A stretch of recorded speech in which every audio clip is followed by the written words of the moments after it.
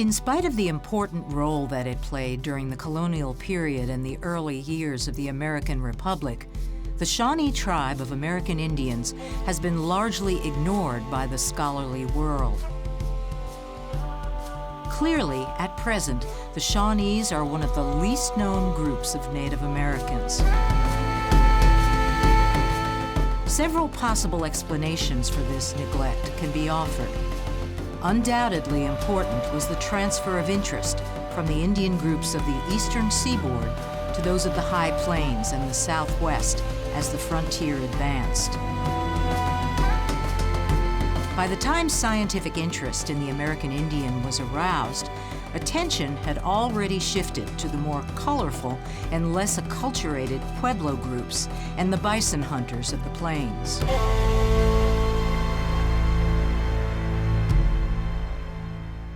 When the Shawnees settled here in central Oklahoma, they felt that if they stayed ahead of the encroaching Europeans, that they could maintain their true Shawnee identity, beliefs, customs, without the interference of the Europeans. We've always been told, and it's always been stressed, that we don't record, we don't write about our cultural identity. When our grandparents were young and growing up, that's the only way of life they knew, the true Shawnee culture. The way that was passed to them was passed to us, and that's how they expect us to pass it on to the other generations, to maintain it in a living presence, more than one that you learn about in a book, on a video, on an audio tape.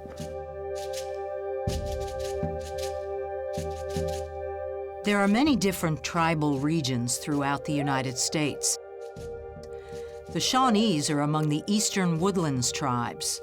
Geographically, this region covers areas from Arkansas and Missouri to the northern states of Minnesota, Wisconsin, and North and South Dakota, as far east as Maine and Virginia, and south into parts of South Carolina. Within this region, the Shawnees inhabited areas throughout Ohio, Virginia, West Virginia, Maryland, Kentucky, Indiana, and Pennsylvania. There were many other tribes within this region with whom the Shawnees interacted, including Chippewas, Ottawas, Potawatomis, Illinois, Abenaki, Cherokee, Creek, and Chickasaw. The Shawnees were known as a migratory tribe, and small bands of them were constantly on the move. As the European settlers came about and the colonization began, a large number of the Shawnees began to migrate to the west. Their mindset was to stay ahead of the colonization so they could maintain their cultural identity, their identity as an Indian people. For whatever reason, they decided to leave that reservation, those lands, and migrate even further west. They landed in Johnson County, Kansas. There they were given about close what we learned was 1 million acres. Again, they thought that this was going to be a settlement that they were going to have for many years to come. But again, the colonization caught up with them. A treaty in 1854 basically ceded those 1 million acres back to the federal government in exchange for acreage here in Oklahoma, northeastern Oklahoma, and here in central Oklahoma. There are 4 primary components of the cultural identity of the Shawnees, including language, clothing, agriculture, and religious ceremonies. As mentioned before, there's very little documentation of Shawnee religious ceremonies. The documentation that does exist is written encounters written by early travelers, explorers, on the first encounters of Europeans with Shawnees, dating early as the late 1500s. What was written and observed about in those early 1600s, 1700s, we can relate to today as absentee Shawnees in our ceremonial way of life. What they observe, we still practice today. Our ceremonial cycle as absentee Shawnees begins in the early springtime. We call it a spring bread dance. The ceremonies we have in the fall time, fall bread dance. It's a practice of giving respect, signs of appreciation of what's provided to us, no matter how small or large, as in crops, game, even life. In the summertime, for the absentees, we have what we call a war dance that we consider the main ceremony of the year. The main piece of agriculture or horticulture would be the Indian corn. It's the main thing that makes our dances go, our ceremonies go. Without it, it's difficult to have ceremonies. So our grandparents usually had some sort of a garden which they grew corn, beans, sometimes potatoes, sometimes squash, and then sometimes pumpkin. And the corn, the pumpkin, the beans, and squash would be used in our ceremonies.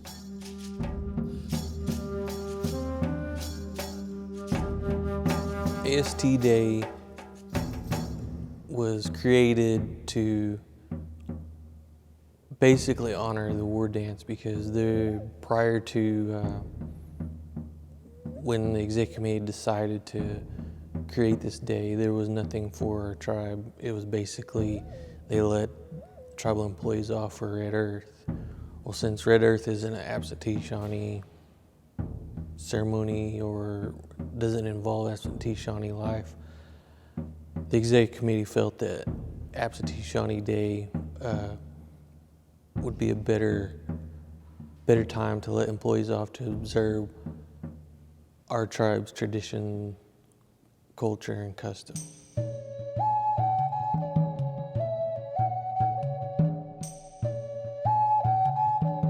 The traditional Shawnee language belongs to the Algonquin linguistic stock and includes 3 dialects corresponding to the Eastern, Shawnee Nation, and absentee groups.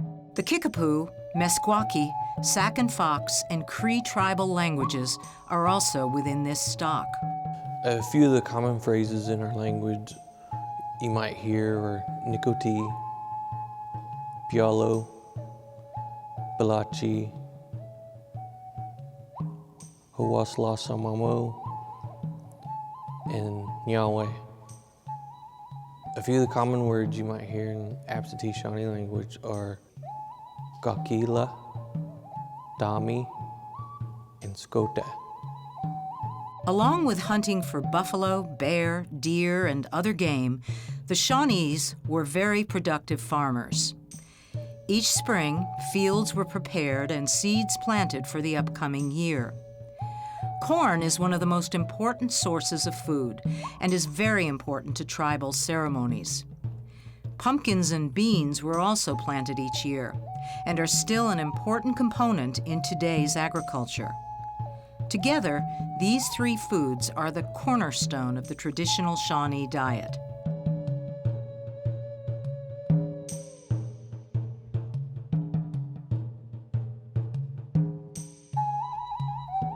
The clothing items traditionally worn every day by tribal members in the past are unique to the Shawnees and are still respectfully worn today during ceremonies.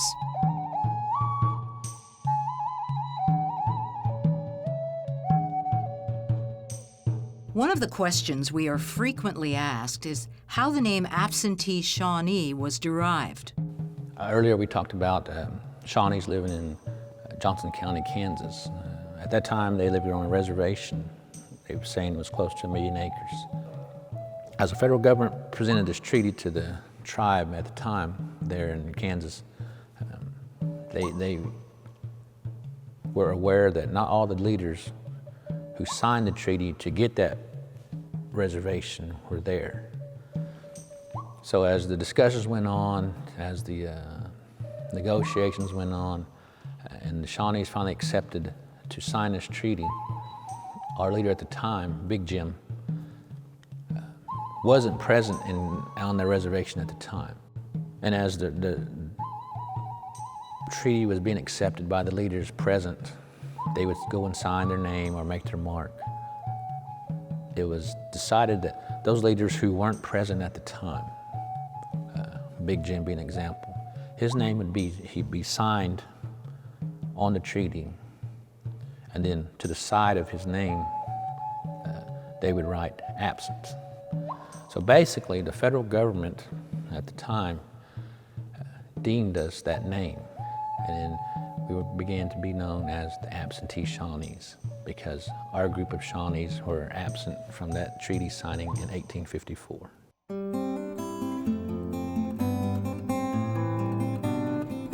The absentee Shawnee emblem was developed by Leroy White, who was an absentee Shawnee tribal member raised in Little Axe, Oklahoma. His design is still recognized today as the official emblem of the absentee Shawnee tribe. Each icon on the emblem represents an important part of tribal culture. The moon in the background represents one of God's many creations. The two feathers symbolize two significant leaders of the Shawnee people, Tecumseh and his brother Tenskwatawa, the prophet. The facial profile represents Tecumseh, a Shawnee leader who is revered for his strength of character and military accomplishments.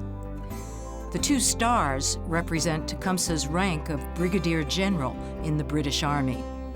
The phrase La Sa Wenwa is translated in English to mean among the Shawnee. Originally, all Shawnees were recognized as one tribe, but today there are three groups that have federal recognition: Absentee Shawnee, the Shawnee Nation, and Eastern Shawnee. The Absentee Shawnee Tribe of Oklahoma is governed by a constitution that was ratified on December 5, 1938, and last amended on November 19, 2010. We are a federally recognized independent Indian tribe, reorganized under the authority of the Oklahoma Indian Welfare Act of 1936. The tribal government is responsible for the general welfare of all tribal citizens who are enrolled as absentee Shawnees. All citizens over the age of 18 are eligible to vote and elect candidates to serve in one of 5 political positions. These positions make up the executive committee and consist of governor, lieutenant governor, secretary, treasurer, and representative. Tribal programs are created to assist or meet the needs of tribal citizens. They are funded through grants, federal monies, and tribal monies. The tribe has several programs and services available to tribal members. However, some of those programs and services have a unique service area. To find out more information on each program, go to our Absentee Shawnee website. From all of us at the Absentee Shawnee Tribal Health System, we welcome you and hope that you will enjoy your time with us. Our culture and history are very important to us, and we encourage you to take the time to learn and share it.